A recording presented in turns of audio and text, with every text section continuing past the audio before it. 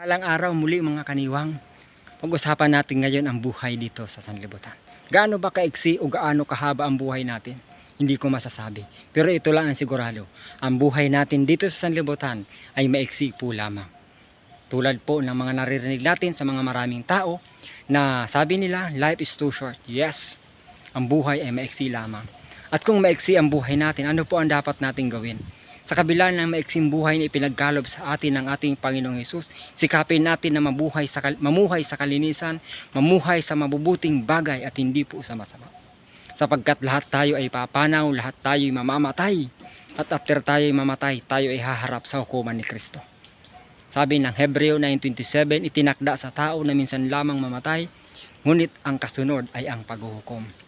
Sa lupa ay mayroong hukuman, ay mayroong husgado, mayroong judge na hatol.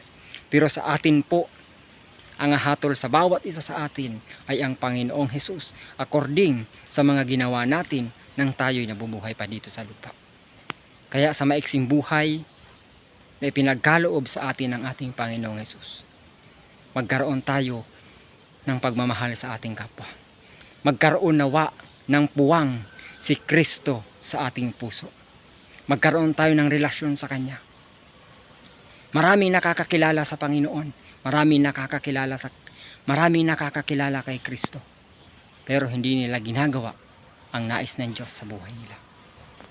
Sa maiksing buhay, mamuhay tayo na bilang magkakapatid, magmahalan, magkaisa, sapagkat ang pag-ibig ang susi ng kapayapaan sa sanlibutan. Ang pag-ibig ang susi ng magandang samahan.